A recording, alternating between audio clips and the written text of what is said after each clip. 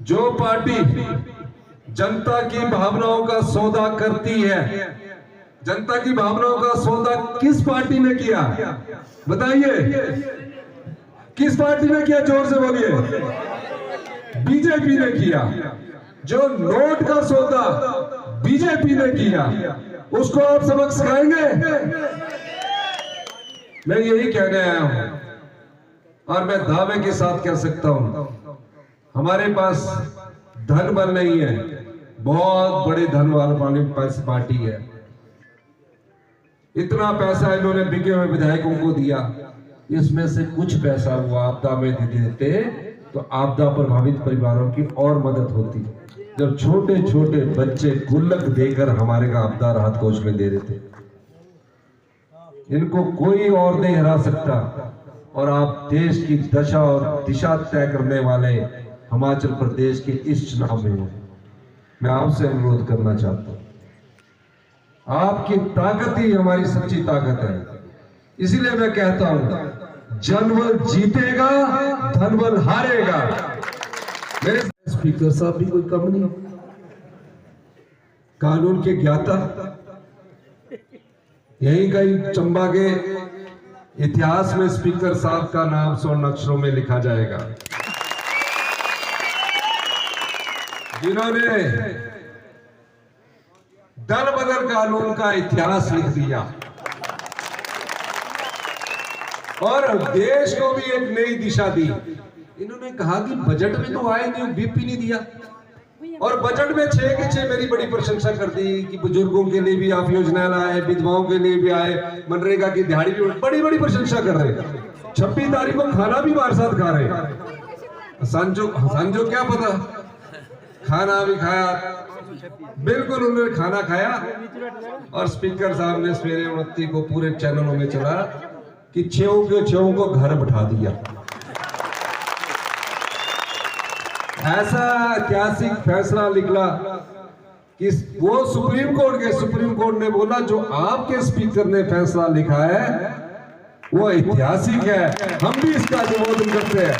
देश की सर्वोच्च अदालत में चंबा से निकले एक ऐसे व्यक्ति के फैसले को कहा कि हम भी इसका अनुमोदन करते हैं, ये सही है।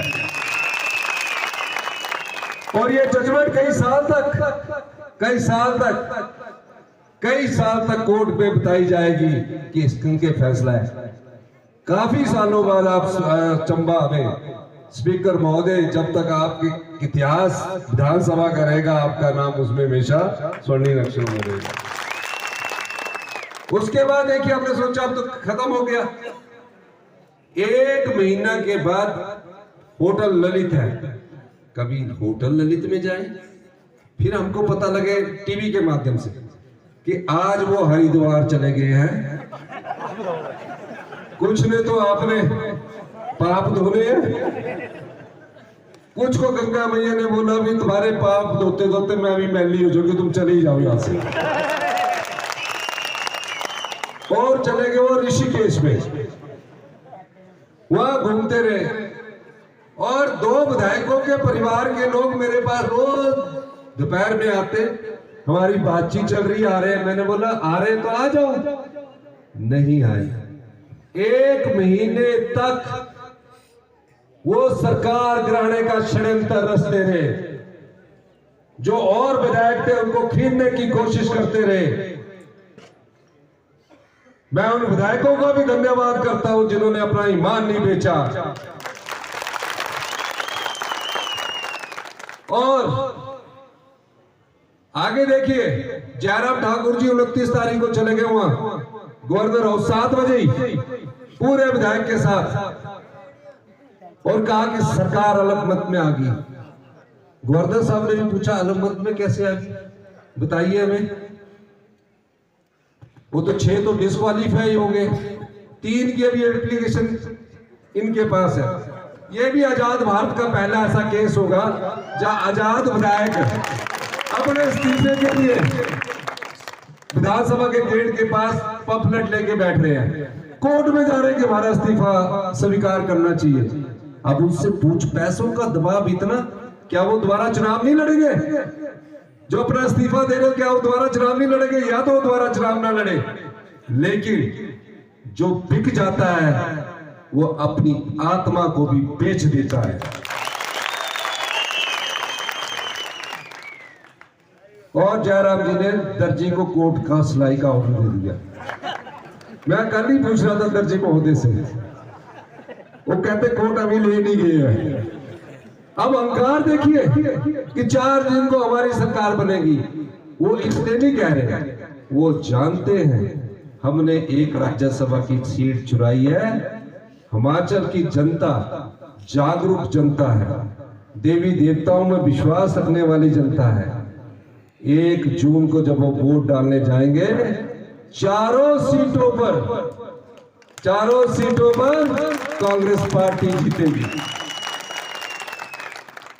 पर मैं एक बात आपसे पूछना चाहता हूं, ये लड़ाई मेरी नहीं है, मुख्यमंत्री की कुर्सी की कोई लड़ाई नहीं है।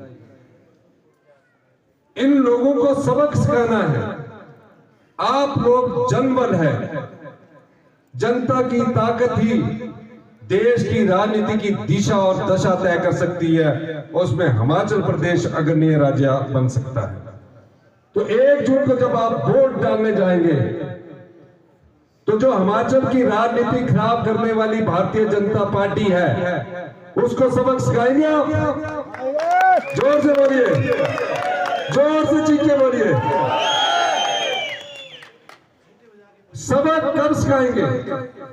जब आनंद शर्मा जी को आप यहां से चुराहा से अधिक से अधिक वोटें जीतकर भेजेंगे।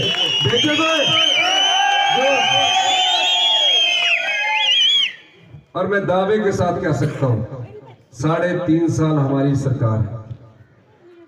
3.5 साल में मेरी यशवंत खन्ना जी से भी बात हुई, भारद्वाज जी से भी बात हुई। मैं यहां दोबारा आऊंगा, जो काम बोलेंगे वो काम करेंगे।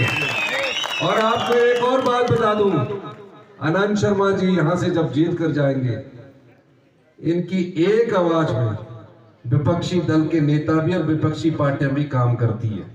ये वो सांसद चुनकर नहीं जाएंगे जो कांगड़ा के सांसद यहां से आए हैं। वो कांगड़ा कोऑपरेटिव बैंक के चेयरमैन है। सुनने में आ रहा है लोगों को मिलते नहीं थे जब चेयरमैन थे। ये तो वो सांसद है जहां हिमाचल के हकों की पैरवी ये पहले जब सांसद का चुनाव नहीं लड़ रहे थे तब भी करते थे। जब चुन कर जाएंगे तो इनकी आवाज बुलंद आवाज है जिसको देश सुनता है। अंत में ये बिके हुए लोगों को सबक सिखाना और बिकी हुई पार्टी को भी जो खरीद